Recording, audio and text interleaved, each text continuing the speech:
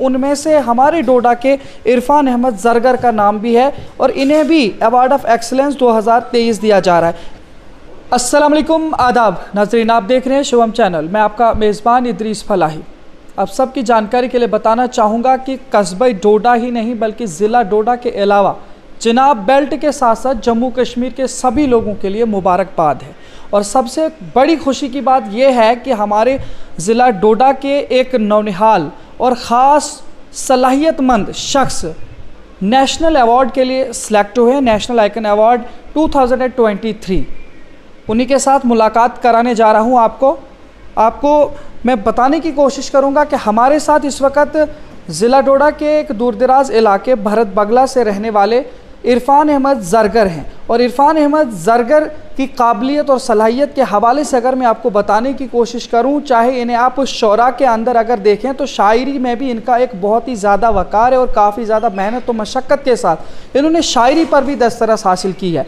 इसके अलावा अगर आप तालीमी मयार देखें तो तालीम में भी इन्होंने काफ़ी मेहनत करके अपने आप को किसी हद तक उरूज तक पहुँचाने की कोशिश की है। लेकिन इसके अलावा अगर देखा जाए जो समाजी उमूर होते हैं या इसके अलावा जो हमारे यहाँ पे तहजीबी सकाफ़ती या तमद्दुनी जिस तरीके के भी कोई भी एक्टिविटीज़ होती हैं, इनमें भी इन्होंने अपने आप को पीछे नहीं रखा है। यानी कि हर एक शोबे में इन्होंने अपना कदम रखा है और सलाहियत के साथ और बेहतरी के साथ उस शोबे के अंदर इन्होंने अपना एक मयार बनाया है। मैं आपको मिलाने की कोशिश करूँगा। सबसे पहले इरफान साहब, आपको मुबारकबाद पेश करता हूँ और आपको अपने चैनल में इस्तकबाल करता हूँ। जी बहुत शुक्रिया। अस्सलामु अलैकुम। आपका बहुत बहुत शुक्रिया। इरफान भाई, मैं आपसे जानने की कोशिश करूंगा, अपने जितने भी हमारे नाज़रीन हैं उन तक पहुंचाने की कोशिश करेंगे कि आपकी जो है तालीम वगैरह कहाँ से हुई और फिर किस तरीके से आप इन तमाम चीज़ों को लेकर के अपनी ज़िंदगी में आगे बढ़ने की कोशिश कर रहे हैं। जी तालीम तो मेरी इब्तदाई तालीम तो यहीं डोडा से हुई। उसके बाद पीजी जो है जम्मू यूनिवर्सिटी से की पॉलिटिकल साइंस में। तो उसके साथ साथ ही बहुत सी जो चीज़ें जो को करिकुलर एक्टिविटीज़ में काम आते हैं तो उनको भी साथ साथ रखा। और शुरुआती दौर से ही थोड़ा सा शायरी की तरफ भी रुझान था तो वो भी साथ साथ रखी। तो जहाँ तक समाजी काम के बारे में बात है तो फ़िलहाल तो कॉलेज से शुरू किया था एनएसएस से, और एनएसएस के माध्यम से आरडी तक पहुँचा हूँ माशाल्लाह। और उसके अलावा बहुत से 5 मेरे नेशनल कैंप्स हैं जिसमें एनआईसी है, आपका नेशनल इंटीग्रेशन कैंप जिसे कहते हैं वो है, और एडवेंचर कैंप है जो कि हमारा हिमाचल प्रदेश में हुआ था। उसके अलावा जम्मू यूनिवर्सिटी में भी बहुत से कैंप्स हुए। तो मतलब कि सोशल वर्क के साथ साथ जो है बहुत सी जगहों को एक्सप्लोर करने की भी जो है हमें मौका मिला। तो बहुत बहुत शुक्रिया है। और इसके अलावा जो है सोशल वर्क में काफ़ी काम किया, जैसे कि ब्लड डोनेशंस अब तक बहुत ज़्यादा कर रहे हैं हम भी। और रिसेंट की बात की जाए तो मेरा एक यूथ क्लब है जिसका नाम है फ्रंटलाइन यूथ क्लब, तो वो भी चला रहा हूँ।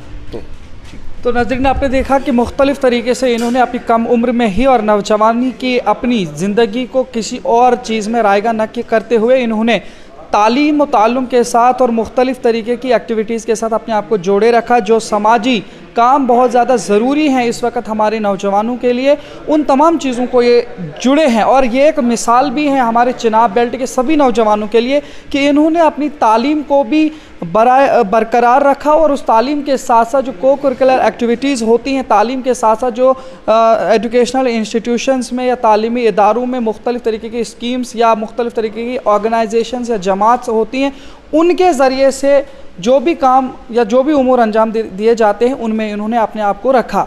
मैं आपसे ये जानने की कोशिश करूँगा कि जिस तरह से आपने कहा कि एनएसएस, ये एनएसएस थोड़ा सा आप यहाँ के नौजवानों को समझाएं और इसकी शुरुआत आपने कहाँ से की थी? देखिए, एनएसएस एक ऑर्गेनाइजेशन है, नेशनल सर्विस स्कीम है।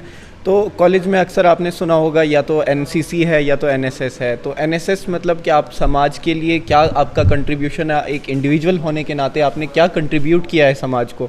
तो आप ऐसे तो सोशल इंसान कहता है कि मैं सोशल हूँ, लेकिन ये सोशल ज़िम्मेदारी उसने किस हद तक पूरी की है, कैसे पूरी की है, उसने क्या काम किया है, सोसाइटी को उसने क्या दिया है, तो वो चीज़ जो है आपके एनएसएस में देखी जाती है। एनएसएस में आपके बहुत से काम होते हैं, जैसे कि आप कोई भी विलेज अडॉप्ट करके वहाँ की सफाई या वहाँ के माहौल को सुधारते हैं किसी भी तरह से, जैसे कि आप पेड़ लगाएं या ऐसा कुछ करें।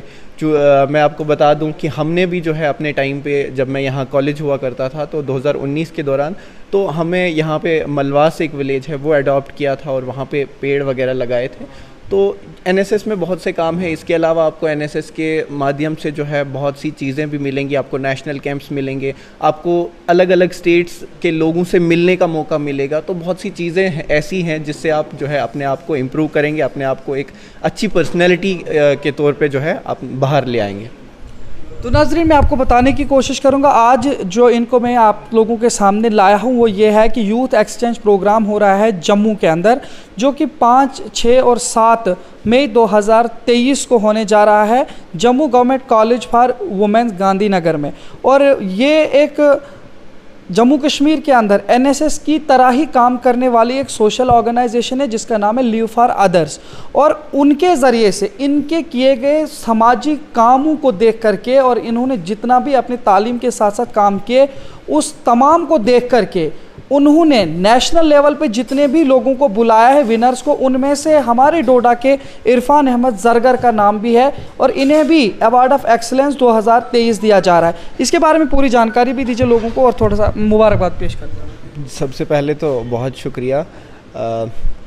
देखिए, लिव फॉर अदर्स एक ऑर्गेनाइजेशन है जो पूरे जे.एंड.के में काम कर रही है और इन्होंने जो है एक यूथ एक्सीलेंस अवार्ड जो है इनाकाद किया। और इसके अलावा जो है एक यूथ एक्सचेंज प्रोग्राम जिसमें जो है हर स्टेट से लोग आ रहे हैं और 30 से 35 विनर्स होंगे इसके, जो 2023 के होंगे अपने सोशल वर्क के लिए जिनको अवार्ड दिया जा रहा है। तो अल्हम्दुलिल्लाह उसके लिए मुझे भी चुना गया है। तो 5 से 7 तक होगा ये प्रोग्राम और जम्मू गांधीनगर वुमेन्स कॉलेज में होगा। तो बहुत शुक्रिया सबका। और आपके चैनल के माध्यम से मैं जहाँ जो चिनाब वैली या पूरे जे.एंड.के के लोग हैं उनको भी दावत देता हूँ कि वो आएँ और वहाँ पे पार्टिसिपेट करें। और बहुत सी चीज़ें जो हैं इस प्रोग्राम के दौरान जो है की जाएंगी, जैसे कि आपको जम्मू दर्शन कराए जाएंगे और इसके अलावा जो है बहुत से कंपटीशंस भी कराए जाएंगे 3 दिन के दौरान। और इसके अलावा जो है आपको बाहर के लोगों यानी अलग अलग स्टेट्स के लोगों के साथ रहने का मौका मिलेगा। आप बात करेंगे, आप उनके साथ उनका कल्चर समझेंगे, उनकी बातें समझेंगे, तो जिससे बहुत सी जो डेवलपमेंट होती है एक इंसान के जो पर्सनैलिटी में।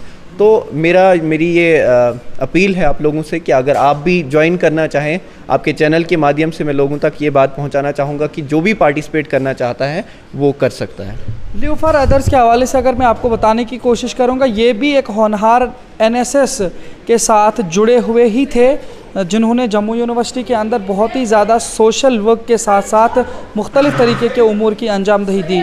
और इन तमाम चीज़ों को लेकर के उन्होंने फिर अपनी एक ऑर्गेनाइजेशन वजूद में लाई जिसका नाम है लिव फॉर अदर्स। और उस तंजीम के ही ज़रिए से अब इन सभी लोगों को उन्होंने बुलाए।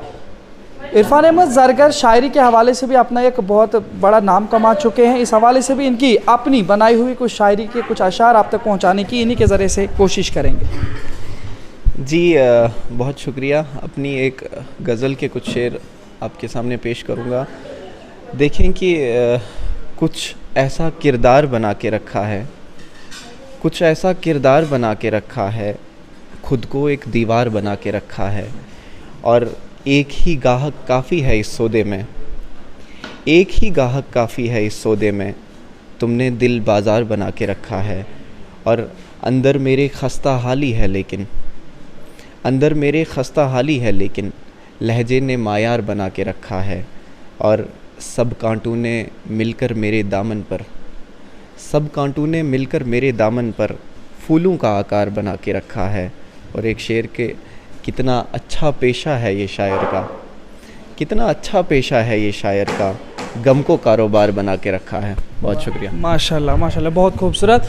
तो ये थी इनकी पेशकश जो मुख्तलिफ़ तरीके के प्रोग्राम्स थे। वक्त काफ़ी निकल चुका है, ज़्यादा देर तक इनको हम वक्त नहीं ले सकते हैं।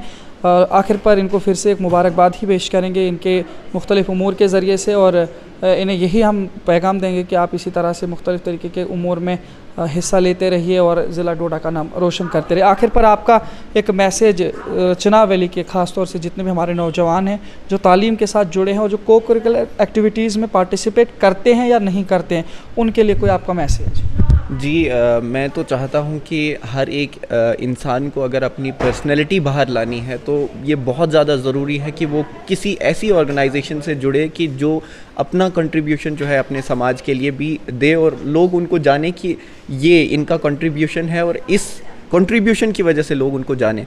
तो बहुत सी चीज़ें हैं जहाँ पर वो पार्टिसिपेट कर सकते हैं, मसलन आपका एनएसएस है, आपका एनसीसी है, या आपका कोई भी ऐसी ऑर्गेनाइजेशन है, आप यूथ क्लब के साथ जुड़ सकते हैं, आप किसी एनजीओ के साथ जुड़ सकते हैं, जिसमें बहुत सी चीज़ें होती हैं। देखो, वक्तन फ़वक्तन ऐसी चीज़ भी आती है कि आपको कहीं ब्लड डोनेट करना पड़ता है या बहुत सी ऐसी चीज़ें हैं। तो मेरी अपील यहाँ के यूथ से ये है कि ज़्यादा से ज़्यादा जो है अपने आप को सोशल चीज़ों में भी इन्वॉल्व करें। ऐसी बहुत सी आपको डिस्ट्रैक्शंस मिलेंगी, लेकिन ऐसे मौके को छोड़ना नहीं है। बहुत सी ऐसी चीज़ें हैं जहाँ पर आपको जो है वो पुश मिलता है, जिससे आप जो है अपनी पर्सनैलिटी को उभार सकते हैं और आपको जो है समाज में एक अच्छा रुतबा मिलता है। बहुत शुक्रिया अमान साहब, बहुत शुक्रिया, बहुत शुक्रिया। तो नाज़रीन, ये थे हमारे साथ इरफान अहमद ज़रगर, जिन्होंने आप सब लोगों के सामने अपनी ज़िंदगी के हालात व वाक़यात रखे। साथ में इन्होंने किस तरीके से अपनी तालीम के साथ साथ अपनी सलाहियतों को निखारने के लिए मुख्तलिफ़ समाजी उमूर को अंजाम दिया, जो तालीम के साथ साथ कभी कभी बहुत मुश्किल भी होते हैं अपनी पढ़ाई के साथ साथ, लेकिन इन्होंने इन तमाम चीज़ों में भी हिस्सा लिया। आम तौर से जो बाकी एक्टिविटीज़ होती हैं उनमें तो इंसान को ऐसा लगता है कि मुझे कुछ आगे इसका सिला मिलना है, लेकिन समाजी काम को इंसान ऐसे देखते हैं कि शायद इसका क्या फ़ायदा मुझे मिलेगा। लेकिन आज नतीजा आपके सामने है। इरफान ज़रगर डोडा के सभी नौजवानों के लिए एक मिसाल बन चुके हैं, जिन्होंने एनएसएस के साथ रहकर भी नेशनल लेवल तक मुख्तलिफ़ तरीके की एक्सलेंस अवार्ड्स को जीता है, जिसमें आरडी एक रिपब्लिक डे के दौरान राजपथ पे परेड का एक मौका इनको मिला है। साथ में इन्होंने NIC कैंप, जो नेशनल इंटीग्रेशन कैंप होता है, जिसमें मुल्क भर के हर रियासत के जो है तलबा व तालिबात मुख्तलिफ़ इदारों से उसमें शिरकत करते हैं, वो भी सिलेक्शन बेस पे। उसके बाद इन्होंने जो है काफ़ी सारे एडवेंचर कैंप्स भी लगाए जो हिमाचल प्रदेश में होता है, जिसमें एडवेंचर के हवाले से काफ़ी सारी ऐसी चीज़ें और ऐसी एक्टिविटीज़ कराई जाती हैं जिसमें इंसान को सिखाया जाता है कि आप एडवेंचर्स के काम किस तरह से कर सकते हैं, और वो काफ़ी मुश्किल भी होते हैं, लेकिन उसके बावजूद उसमें भी सिलेक्शन दरकार होती है। तो ये तभी मुमकिन है जब आप इस तरीके के उमूर में हिस्सा लेंगे और ज़्यादा से ज़्यादा मेहनत करके अपनी सलाहियतों को निखारेंगे, तो यकीनी तौर पर आप भी इरफान ज़रगर की तरह ही चिनाब वैली का और जम्मू कश्मीर का नाम मुल्क भर में रोशन कर सकते हैं। देख रहे हैं शोम चैनल। अपने मेज़बान इदरीस फलाई को दीजिए इजाज़त, मज़ीद पेशकश करेंगे, तब तक के लिए अल्लाह हाफ़िज़।